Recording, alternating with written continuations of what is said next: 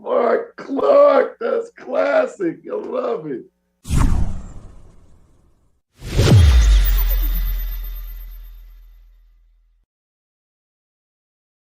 And welcome to another exciting edition of the Marc Clarke Show. Let me get my picture of my baby out of here for some reason. Bootsy Vegas. Yes, sir. Hello there. What's going on, Bootsy? You looking very well rested, my friend. Well, for the first time in 2022, I got a vacation this week. So, okay. Thank the vacation gods. Well, look at you, all refreshed and ready to go, Mr. Vegas, on a show. And I also had an amazing weekend, so Well, on our show today, one of my favorite people. She is a young gun, Bootsy. She has done a lot in her very young age. She's like, we went to lunch the other day, and it really hit me. I was like, you could be my daughter. Wow. And how proud I would be. Oh, wow. You see her on Good Morning America. You see her on Dr. Oz. You see her putting makeup on celebrities. You see her sharing the latest fashions, the latest trends, the latest. If you need to know what's hot and what's not, you go to her. The people, the movers and the shakers, the head honchos, the top dogs, the influencers call her to find out what is going on. And she's been in this game a long time, but she's just a baby, and she's got so much more. Ladies and gentlemen, joining us, Denise Caldwell, joining us on the show. What's up, Denise? Oh, you can't hear? Oh, wow. And talk to us. You talk. Oh, we can't hear you either. She can't even hear the talk part, so she might want to log in and log back off. You know what I mean? Maybe we can tell her to do that.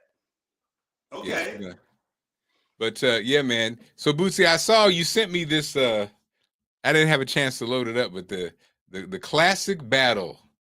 Oh man, it was amazing. It was a musical cultural experience I have never experienced before.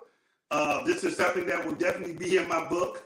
I was in a room with Carlos Santana, and he did not look real.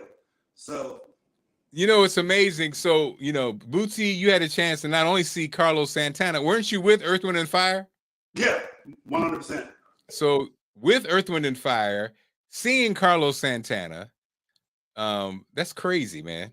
Yeah, and the crazy thing is, the tour has been the highest grossing tour, one of the highest grossing tours for that demographic, and they're talking about shooting a documentary and going to Africa.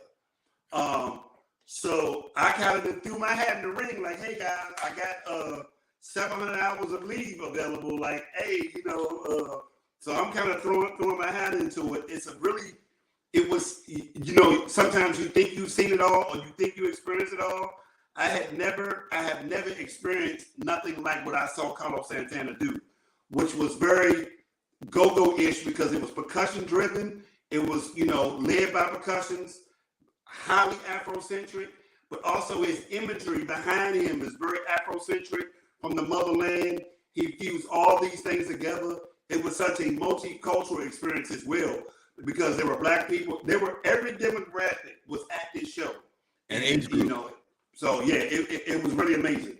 And I was not that familiar with Carlos Santana's music. So that was something as well. I knew some of it, but to experience it and just, take the vibe of it was really amazing. So it was really an amazing cultural experience. I am begging them to do a documentary on this. I'm like, I know y'all talking about it, but make sure this is documented. I don't know if this will ever happen again with these two cultural pop musical icons from two different demographics, two different nationalities coming together for this amazing Afrocentric cultural experience in two different velocities. So I just hope that the world really get to see it. It's actually so amazing. I told Raheem, we got to go see them. So I'm taking Raheem in the next couple of weeks. We're going to go because I told him that he needs to see this. Rube, that's Raheem Devine. Now, okay, enough of you, Bootsy Vegas. I think Denise is back. Denise, yes, we can hear her. Denise Caldwell, ladies and gentlemen, Denise Caldwell. Welcome to the show, Denise. How are you?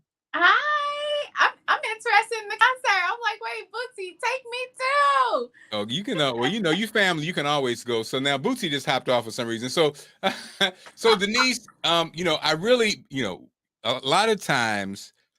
You do segments on TV shows across the country, where you feature, you know, items, clothing, just a variety of things. You're kind of like, you know, you're kind of always, in a sense, working. And so we wanted you to have, we'll talk about what you do, but really we wanted to get into who Denise Caldwell is. Because again, some people have seen your face. They'd be like, oh, I know her. You work closely with Dr. Oz on his show. So Denise, for those who, you know, again, so talk about what you do and talk about what you do as far as that presenting piece, and then we'll get into the beginning of it all. Okay. Well, I am a lifestyle expert and I specialize in fashion and beauty, but I also specialize in those things that you didn't know you needed until I showed them to you. And then, you know, I'm like the friend in your head type of TV personality. I feel like I've never met a stranger. I will talk people down. I think, Mark, you know that. I mean, we sat there for like, what was 15 minutes. Next thing you know, it's 3 hours past. So that really is just me naturally. So I've never met a stranger. So when I do TV, it's like I'm coming into people's home. They graciously have let me come into their home for like the last 6 years on national platforms and also the top 25 local television platforms. And, you know, we shop together. I show them things. I make them laugh a little bit. And sometimes it's even before they had their coffee. So, you know, they really have to be engaged with you to stick around for those 2.5 minutes, maybe 4 minutes if you get that much on TV. And it's really been a blessing. And it all started with me doing a lot of like celebrity styling and stuff. But I really like TV. It's something that I've been able to make money off of, but also just meet a lot of great people and really just be like that friend in your head type of TV personality that has transcended from just doing fashion makeovers to now actually doing more lifestyle television, talking about, you know, travel and essentials that both men, women, he, she, they, him, you know, you got to get all the pronouns in there, might need. And so Denise, and we talked about this. You kind of had success at a very early age, but so take us behind the scenes because you actually, you know, it was that kind of the makeup and the fashion, and take us behind like your early days in the game. Yeah, so I started on the fashion styling side behind the scenes, and I've worked for some amazing fashion editors and stylists, a lot of designers during New York Fashion Week. This is like my 22nd fashion season of New York Fashion Week. I celebrated 10 years styling for the Met Gala, and I've been able to be a part of a lot of great styling teams, everywhere from Sarah Jessica Parker to Jennifer Lopez, Beyonce, our former First Lady, Mrs. Obama. I was able to do an amazing photo shoot with her at the White House with Harper's Bazaar magazine. They had a great team. Pretty much every celebrity I've kind of had my hand in some type of way, whether it was helping to assist or to actually like curate fashion racks for other stylists so that they could get the red carpet items that they needed. And then I started working with brands like Sally Hansen and Estee Lauder, MAC Cosmetic, even Jergens hand lotion. And it was all behind the scenes, just really getting a lot of fashion and stuff. And then I always loved fashion myself. So when I decided that I didn't want to do as much celebrity, I really went into what we call general market. So a lot of our retailers like Walmart and Macy's, Neutrogena and Olay. Well, it was Olay, then it was Olay. Now it's Olay. So working with different brands where I still was styling, but then I started actually like working with them and doing spokesperson stuff a little bit here and there, just kind of like videos. And then the TV stuff came, and then more digital opportunities came, and then a lot of spokesperson work came. I'm popularly known as the spokesperson for the brand Fruit of the Loom, and their brand Fit for Me. When they created the plus size brand Fit for Me by Fruit of the Loom, I was the person that came in and consulted, told them how the waistband on the underwear should fit. We launched the activewear and leisure line. That was a top seller on Amazon as well. And I was able to collaborate with Walmart. So it really became like this Midwestern girl, like really going and dealing with like people and meeting them and just really helping them with great makeovers so that they could dress with confidence. And that's where my tagline came in, dress with confidence. So then I was known as the expert that helped you to look good and feel good. So Denise, I can feel, I'm not even looking at Boosie. I can feel he can't wait to ask. There's so many questions, where to begin. That's why I call him the questioner. So sit back, Denise. You're about to get questioned. No, hey, don't be building me up, because this will be the one time I have a bad show. And you done built me up this, you know what I mean? So no, Bootsy, I'm just saying, I know you're curious. I know you have questions, because there is a lot, like, how did you get there? So go ahead, Bootsy. I know you got questions. No, I mean, just from a Midwestern perspective, I would love to know, where did you grow up at, and how did the Midwest dictate your style? Because, every geographical area has different styles or whatever. So I would love to know just the beginning stages of where you're from, and how did that cultivate your style and what you end up becoming this amazing stylist? Well, I'm from St. Louis, Missouri. Oh, wow. Oh, now I see. Oh. Nepotism is alive and well. I grew up listening to Marc Clarke on Magic 108. So I was like, oh, when I saw him in the studio, I like kind of commandeered and summoned. I was like, could you get him for me? And I didn't think he was going to come out, and he did. And I was like, there is a God. I was like, I would love to meet you. I was like, and then when I saw him, I'm like, you look like my dad. It was just so, it was a Denise, full there's something moment. We need to tell you. I am. No, I'm joking. His name is Dennis. I'm named after my dad. Okay. All right. I'll be the surrogate dad. Yes. But no, I grew up in St. Louis, and so you can't spell hustle without STL. So I feel like everybody from St. Louis, you can put them anywhere and they're gonna survive, and they're gonna hustle and make something happen. So that really was it. I grew up in St. Louis. I went to school in DC at Howard University. HU. You know. And yeah, from there, Howard is like a microcosm of the world. So I actually studied chemistry in college. So I wanted to be a doctor. The fashion part, my father, he's a military man. And so when he was in Germany, he had all these amazing coats. He DJ'd. Between him and my mom, like, I was a shopper and I was a fashion person already. Like, my mom is like, you give her $100, she gonna come back with like 3 outfits. She had a meal and she had a taxi ride to still get home and tip the driver. Like, I don't know how she does it, but she always finds some way to like hustle out to get everything that she needed. Maybe a lipstick or earrings included with the outfit. I mean, I don't know. But between her and my dad, I was always really fashionable. But that didn't mean I wanted to work in fashion. It just really kind of started happening. I knew at some point chemistry and being a doctor wasn't going to be my thing. And my grandmother was like, okay, well, you're going to go to med school. What you going to do? And I was like, I don't know. I need to figure this out. So I just started doing internships. And then I slowly but surely found myself in fashion. I knew I wanted to move to New York by the time graduation came. I just wasn't sure what the opportunity was going to be. Mm-hmm. I would love to know, just in general, just being at a high level of just fashion and makeup in general, what are the differences culturally and through the racial lines or whatever? I know, Black people have their swag, other people have their swag. How have you been able to navigate that, being a Midwestern African-American sister in DC? What has that been like? What has that been like for you? I I think I was already kind of prepared for the division because, I mean, if people know St. Louis, they know. I like to say when I describe it, is definitely a sports town. You know, it's themed off sports and it's themed off the Catholic religion. I feel like the Pope has visited St. Louis more than any other city in the United States. If you can count on your hands, like growing up, the Pope was always there. It didn't matter which Pope it was. Somehow they were there. So I thought it was, you know, divided by sports, divided by religion, mostly Catholic, and also divided by race. So growing up, I went to a math and science school.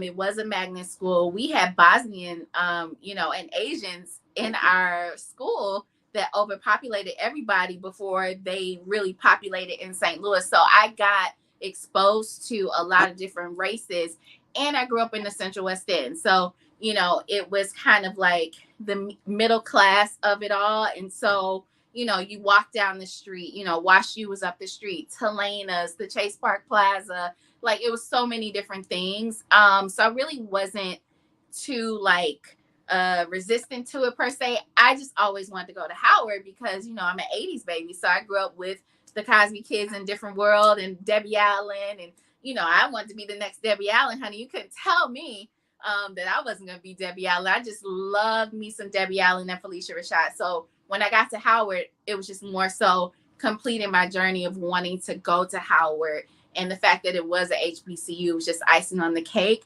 I will say when I got to New York, being a plus size woman, a Black woman, and young and not having that much experience, I really had to rely just on my personality and my gifts and my hard work and my grit. So a lot of people don't necessarily want to do that. You know, I never got the cliche Black girl attitude, head roll type thing. It was just really more like, oh, she's vibrant. Oh, she's nice. Oh, she works hard. Oh, you know, well, she's plus size. How'd she get this job? Or, you know, it would be different things. And there would be little persnippety comments, but I always will win people over. And I will say that I'm very grateful for the people that happen to be, you know, what we now call allies. I had a lot of allies back in the day that really helped me to get to where I needed to be. And I still do. You know, a lot of producers, a lot of executive producers, you know, as Mark mentioned, Dr. Oz, you know, putting me on TV, Bethany Frankel taking a chance on me. I had no TV experience. She was my first national platform. So a lot of people really were just like, oh, you know, she seems like she knows what she's talking about. And she's so nice that they, you know, they took a chance. And other people's like, yeah, she has this background. She just never did camera before, but look at her. She smiled. I think she's going to be great. And, you know, I was. To God be glory. I would love to know, you know, talk about Dr. Oz or whatever. What has the Dr. Oz experience been like? Because he's becoming an interesting, polarizing person. I would love to know, what was it like for you, you know, working with Dr. Oz, and what has it been like as he's transitioned to Republican strategist, you know, senator thing? What has that been like? You know what? I remember the first time I met Dr. Oz, and people would say Mehmet because that's his first name. And he was just so sweet. I remember rehearsal. Like I had did Bethany a couple of times, and I had did a Canada show. So I had kind of seen how the TV segments go. And none of the head people come to rehearsal because he is a heart thoracic surgeon, very established, you know, that type of person. He comes to rehearsal. So it doesn't matter if it's 6 a.m., he's at rehearsal. And I was like, oh my gosh, that's Dr. Oz over there. He's at rehearsal. And we went through and he was looking like, oh, okay, who's this new fresh face? And then we did the rehearsal. It was really quick. You know, it was just kind of nod and shake, but he wanted to go through the lines. And then I went and did my makeup. And I think he could tell when we got back on, I had my outfit on and everything because I was so nervous. Like 3 producers had come in and we decided on what my outfit would be. And I was talking about underwear. So I was comfortable because that was my wheelhouse to talk about underpinnings, but we were talking about how to prevent cellulite. And so everybody was saying cellulite. So I was like, I'm going to just say both. And then just make a joke like, depending on what region you're in, you may say cellulite, but cellulite, but this is how you prevent it with your underwear. So I had my talking points, And I think he looked over as we were about to film. And I remember hearing, because it got really quiet, and he was like, Denise. And I turned and he was like, good luck. And I was like, oh, thank you. So we did it. It went by so fast. I got downstairs. We got dressed. We took a couple of pictures. Producer came and said, you were amazing. Can we book you for like next week for another show that we're filming, you know, that's going to air sometime next month. So it became this dance and this duo. And then he started remembering my name. And then he called me the Curvinista.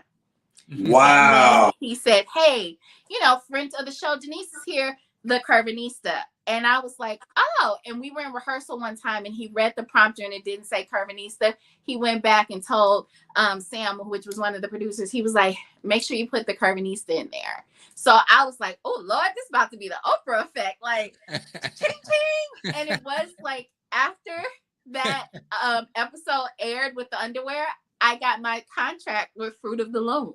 Wow. And I had been their spokesperson after that for 5 years. And that was, I mean, we're talking about a check that was like low six figures, but it was still six figures. Six figures. And let me tell you something right now, where money resides. Six figures. So, low, high, mid. If it's six numbers on there, we're doing great over here. Yes. So Denise, let me ask you this question. Were you surprised about his Republican strategies, his embracing the whole Republican thing? Because that shocked a lot of people, including me. I know that it did. Like, I mean, even because Philadelphia is a market that I do a lot. And one of the markets that I do, you know, that's where he's located and running, you know, he had to give up his show. And so a lot of my people that I become friends with, you know, they had another show that they tried with Daphne Oz coming on board, which is his daughter. And that, you know, finished out the season. But I know a lot of people missed, you know, he was like America's doctor. Right. And it possibly still is. I would say politics is a little thing. It's not my tea. I was just texting somebody today because we had primaries in New York. And although I do my civic duty and I've helped, you know, in the political realm, I care about family and community. Right. So I have to care about politics, but that's really not my thing. So I really wouldn't be able to say who a person is, you know, on that spectrum. But do I think that he cares about family? Absolutely. Did he give me a shot and continuously make sure that I was on screen and that I was branded correctly? Absolutely. Was he always kind and a gentleman to me? Absolutely. Am I a woman of color?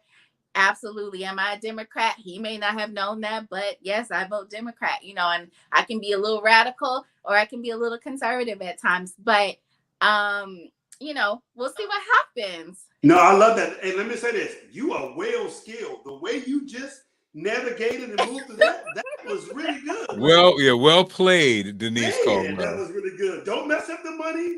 We trying to get another six-figure check. I like that. Okay. You know. But you know what, Bootsy? It's genuine. Like, I mean, he met my mom. Like, my mom was always welcome. He always had amazing snacks in the dressing room. His team never seemed like they were dissatisfied. You know, I mean, you know how we heard remnants and buzz with Ellen towards the end? I never heard that about Dr. Oz and his show. So work ethic wise, making sure his team got paid well, making sure that guests felt welcome. I mean, you know, the line was always wrapped around the corner to come to the show. So I don't know. Yeah. So I wish him well. And of course, he's always in my prayers because anybody that's good to me, I pray that God be good to them. So Denise, you were actually in switching directions a little bit. You actually were in the industry. You're in the fashion industry, right? So break it down, because you know, as a Kanye West fan, and I kind of marvel at the things that he does, right? You ain't got the answer, Sway. You ain't got the answer. I'm sorry. Denise, we saw him, you know, and again to the eyes of the public, you know, the Be Crazy piece. What happened was it really kind of changed. It kind of like changed the fashion world, right? From you know, what happened at well, the late Virgil Abloh now, right? Him being moved in a certain position.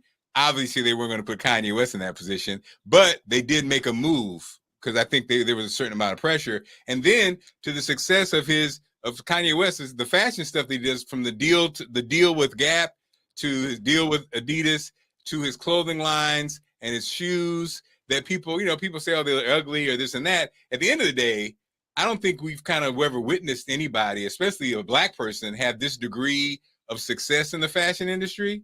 But what were you surprised at, that kind of like the fallout? I mean, because it's still, I think there's still people that think, he's crazy, he's this, he's that. But at the end of the day, business wise, the brands are very valuable. Like we were at the mall the other day, and it's so funny. It's always controversy. So, his new sweaters were displayed in a big, some say, garbage bag at the Gap, right? Mm-hmm. And so it's like, yeah, and so you hear people, the buzz was, oh my God, he was got in a garbage bag. But I actually we were out at the mall, and I saw it, and it really, I didn't think garbage bag. You just were walking by and you're like, what is that? It was like a pod. It was like a pod, and it was doing probably what it was designed to do, was make people stop and look and walk into the Gap. And then you walked into the Gap, and it was the first time I ever actually got a chance to touch whatever this thing he's making. And these sweaters were $250, and the quality was crazy. It was like that old school sweats that super heavy, that they don't make anymore. And I was like, wow, this guy must be a genius. Because again, he just walked past the Gap. Everybody was stopping and on. Some people were like, oh, that's too expensive. It was creating a conversation. So I get I'm not really a question. So yeah, what's your take on all that and all that's going on with these brands and stuff that he's done? Well, Kanye's from the Midwest. He's from Chicago. So you either get, I feel like for Chicago, you either get Bama or you get Fabulous. Because my aunt, my great grandmother, my great aunt lives there. Like, I got roots in Chicago, and some people come up straight from Mississippi or Arkansas. So, they got flair. Like my great grandmother, her church group, I showed a picture at my grandmother's funeral, and my first ladies were like, wait, they dress like that, their church group? She was like, oh, we got to step it up, and we knew Kanye always loved fashion. And I think the Gap thing was genius because that's where he retailed and worked. Wasn't always acknowledged, complained how they treated him. And let's be honest, when was the last time people really shopped at the Gap? Like, people shop at Old Navy and a little bit at Banana Republic if you are a career driven person. But even Banana Republic was having transitions. I work a lot with Old Navy, and I know, Old Navy always, Gap Inc. wise, I feel like they keep the lights on because everybody shops at Old Navy, and they have extended sizes and stuff. So I think that was a very smart move for the Gap. And it made sense for Kanye because it told a story. Like, people don't realize what the story is, but if you're a Kanye fan, Kanye worked at the Gap and he despised it, but he loved it, and different things. So it's exciting to see. But $250 for the Gap is a lot because that's not normally their price point. So it's really what we would call a collaboration in the fashion industry, and more so they'll do special pop-up stores and that type of stuff, and it's something that's exclusive, but it's not always going to be there. So it'll be interesting to see what other pieces he makes. I think it's just been genius for him to go that way, but he was always fly. Like, he always wore polo and did different things, so he always had this swag about him. And if you do and you're able to have a great team, which he does, one of his stylists, Rennie, I've known her. I actually worked with her when they used to style Fergie, when Fergie first came out on her own and London Bridge came out. And Rennie worked for Daria Hines, who is the late Gregory Hines. Yep, Gregory Hines' daughter. Daria was a huge stylist, and Fergie was her client. Fergie had just separated or kind of transitioned as a solo artist from Black Eyed Peas, and Rennie was one of her lead assistants, and I worked as a second assistant. It was so first class. And then I remember seeing Rennie with Kanye and then seeing her on the Kardashians, and I was like, wow, she had great style. So he has really amazing people on his team that are great. And then Virgil's from Chicago too. So that was just, amazing how Off-White was able to transition, and then him being with, Louis Vuitton, and just different things that he was doing. Right. Kanye really had a hand in that too. But Denise, you know what else I think Kanye is at this point? He is America's guilty pleasure. We can't ignore him. You think so? Like the thing about him is he's like, do you watch wrestling? You watch WWE, WWF wrestling? I grew up on it. I was a tomboy back in the day. He is like the heel in wrestling. He gets you to react. He sets you up. Like when I first saw the Gap bag thing, and I knew in my mind, oh, Kanye is just getting your attention. Yeah. Kanye is like the new OJ. You cannot ignore. No. Well, hold on. I don't mean with that part. I'm just saying, like, America cannot ignore OJ 30 years later. America cannot ignore Kanye. Yeah. Kanye is America's guilty pleasure. No matter what happens, he gets people to react. And I think there is genius in that. And I think it's more well played than we think. Because two things about him. He don't care, and he really don't care. People say he don't care. He really don't care, and he sees it first. Yeah. And his job is to get you to react. So I just think with him, the real genius is he makes America respond to him. He can say something, and Soulja Boy can say something, and it could be the same exact thing. We would ignore Soulja Boy, and Kanye would trend for it. Well, they're two different calibers, but we did when Soulja Boy said Drake, everybody was doing that one, you know. So it depends. But I will say Kanye is that, you know, where people say, I'm my ancestors' wildest dreams. Like, who do you know that he knew fashion so well? And it's funny because, you know, not to put them against each other, but like how Jay-Z knew and put us on to so many amazing things, like Audemars watches, and, you know, talking about the different liqueurs and stuff. Yeah. Kanye was doing it more so on the higher end of fashions, and it also was a refinement to it because he looked good. He had this swag, and then he had other, like his ex-girlfriend, the original one that was the Delta. Alexis was a fashion designer and still is. So he loved fashion. So I really feel like he's more of that person that is your ancestors' wildest dreams, because his mama was educated. He knew he was supposed to go to school and get a degree, but he still was smart because, you know, you can't be around Dr. Donda West and not soak up what she had. So he was like, these folks can't tell me nothing. I don't care what they say. I'm going to date who I want, say what I want, do what I want. They ain't going to lock me up. They ain't going to beat me up. They going to buy my clothes. They going to buy my records.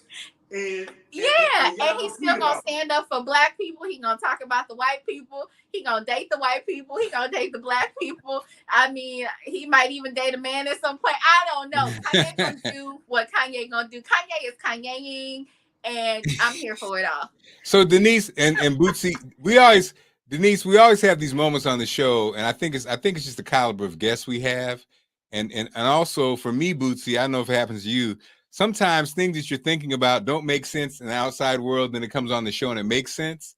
And so it's so crazy. I've been working on a comedy routine, right?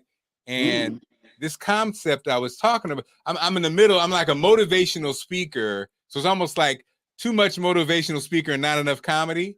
But this point that I was trying to play with, Denise, you just brought up, and now I can use it. And so it's not on a comedy stage. You know what I'm saying? She wanted her low-end six-figure check, sir. Make sure it's a low-end six-figure. So this point that, again, happens because of Denise brought it up, that I had this thought of, guys, was how in our culture, especially rap, right? It's like rap and the hood and the black and the There's a certain disingenuousness within it that is a problem, even with those people we love. So my thing was, Bootsy, as when you talk about jazz or whatever, and somebody who's the best sax player, who's the best pianist, the beauty of jazz was, well, we're going to have a jam session Thursday night anyway. So in every city that artists played, they played their main gig and there'd be a jam session. So anybody who thought they was nice could come on out and play, and then the whole world can see, right? It wasn't no beef. It was the truth. It was like the coldest piano player in Kansas City is fill in the blank, right? And so when we talk about hip hop, and again, I love Jay-Z. I love, these artists, and Jay-Z and the Jay-Z's of the world and the Dame Dashes of the world and so and so. But like you said, Denise, here's the part, Puffy and these guys, here's the part that never gets talked about. Because now everybody, and every Jay song now, everybody's got Basquiat, everybody does. All the producers, my man married to Alicia Keys, everybody's an art fanatic. Everybody's an art fanatic, right? But what never gets said is you never hear Jay-Z say, thank you, Kanye, for bringing the game to us. Because like you said, Denise, this wasn't a cat. Kanye was a student of art. And even though New York cats, you knew Basquiat, you knew certain things, you were not students of it. Like you said, he was a student of fashion. But nobody ever, and Jay's ego, you never hear them really break it off. Because remember, as Kanye pointed out, when I did Jesus Walks, y'all looked at me like I couldn't rap because I wasn't from the hood. Business-wise, Dame Dash got it. Because he said, but everybody, can you really not be from the hood and be a rapper? Right. And so, you know what I mean? So as transparent as Jay-Z kind of is now, and these artists are, they're really not that transparent because they never really, at the end of the day, it was, like you said, Kanye was kind of an intellectual person who came from an intellectual family who was smart, but they never really give it to him, and we never have, you know what I mean? And so that's the part it's not a beef, but it's just something that you like. Because he's fearless, and he has the ears of people. Kanye can move. He hasn't used it correctly because, he was supporting Trump. But one thing about him is he's educated and he's fearless. And like that day when he got up there and said, George Bush don't like black people, that was different to say that for a second, to where George Bush had to respond to him at a White House, you know what I mean? At a moment. That's power, bro. Now, and he didn't care what they said or what they did. He was at that point. Growing up and grabbing a mic from a young, blonde, Caucasian girl to defend and advocate for a sister. I mean, we always want to talk about advocating. That was advocating whether he was wrong or not. He still went on that VMA. I'm not mentioning no names, but he went on that VMA stage and he took that from that young girl who was another color spectrum and then protected a brown skinned girl. And I'm gonna let you talk. Yeah, that was interesting. Hold on, I'm gonna let you talk. But that's true talk though. But now talk about advocating. That's so true. Advocating. And then now I'm gonna flip it again. Now, guys, we'll move past Kanye. So enough Kanye. But Denise, I wanted to get your take. So Andrew Talley, who passed away, right? Andre Leon Talley. Andre Leon Talley. Denise, say it right. The part that's I think heartbreaking, Denise, is that, and I'm on the same. I'm on the path to change history too, in that these people have these amazing careers, but at the end of the day, to die broke and have all this influence and to leave so much and so many people standing on your shoulders, but then at the end that bank account is barren. Denise, what can we do? I mean, first of all, did you meet him in your, I'm sure you have. Do you have any stories about him? And then how do we arrive at that to be so influential, but then in the day, them pockets aren't right at the end? I'm fighting it now. I'm trying to get there. I'm trying to make sure it's not just me, it's your legacy. Your legacy. Family. Your legacy. It's your family. So I'm sorry, go ahead, Denise. Yeah, I think it's different too. He didn't have a legacy. You have a legacy. You have a helpmeet, and then you have children. So it's a little different. Like somebody's gonna take care of somebody, So it's a little different with Mr. Leon Talley's legacy. He didn't have that. And I think he tried to keep his legacy going. He grew up, he was from North Carolina. His family was a hardworking family. I had the pleasure of meeting Andre on several occasions. I know certain people that are great friends of him that are like fashion mentors that are still reeling from this. Like I was at an event the other day and one fashion editor, you could just feel the pain. She was like, yeah, because I spoke about Andre and then it was almost like we had talked, and then the champagne came, and she still wanted to tell her story on how they met and how other stuff. And she went to Atlanta.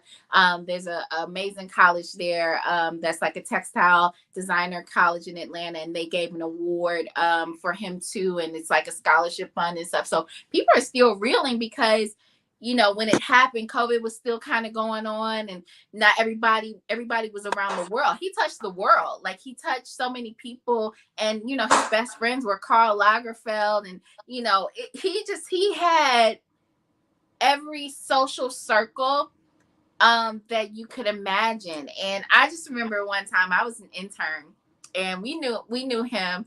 And, you know, when he would come, he had these amazing capes that he would just walk in, and he was so tall and statuesque, and I could really see it. We wanted to get into this fashion show, so we were waiting, and we had no ticket. And this was when Brian Park was there, and I had worked under Fern Malice, who's the creator of New York Fashion Week. I was one of her interns, and so I knew how you could get to the tents. But at this point, I wasn't working in Fern, so I didn't really have like the VIP access anymore. So we're standing out there, and he see us, and he like whisks us under his cape. And I'm 5'2", so I can get under. And so me and another friend, we just go under there in the cape, and we're able to go to, I never forget, it was Proenza Schuler's show and Prabal Gurung's show. And they were young, hot designers that Vogue loved. And once he got us in, he was like, carry on. Like, goodbye. And we got in and got a seat and just sat down and scurried somewhere. And so later on, when I would do other internships, I just remember seeing him all the time and just being so grateful for that moment, because he didn't have to do that. Like, I never worked with Condé Nast. I always worked at Hearst. And so Harper's Bazaar magazine, 17, O magazine, those are Hearst magazines versus Condé Nast's Glamour, Vogue, and Teen Vogue. So I didn't really work under his umbrella, but always saw him, always gracious. He did a huge thing for the St. Louis Fashion Fund one year where he came and spoke, and it was amazing. He just was a really good person. But as far as like the legacy and the financial part, I mean, they partied back in the day, and money was fluid. He may not have had fiscal money, but he had money. He had money with Birkins. He had one of a kind art. That house, regardless of what the speculation was, he had purchased that home. He had made a deal with certain people for that home, and for some reason it was not honored correctly, but he had paid a lot of money for that home. He had furnished that home. He was very careful about COVID. A lot of neighbors had said how when he would go get packages, he would make sure he was masked just to go to the door. So he was doing things, but he also, as a curvy woman, he battled with weight. He battled with obesity. He had went to Duke University for that weight loss. They had a huge weight loss thing. He had did that at one point, but Andre was amazing. He was very slender and tall, and everyone loved him. The men loved him. The women loved him.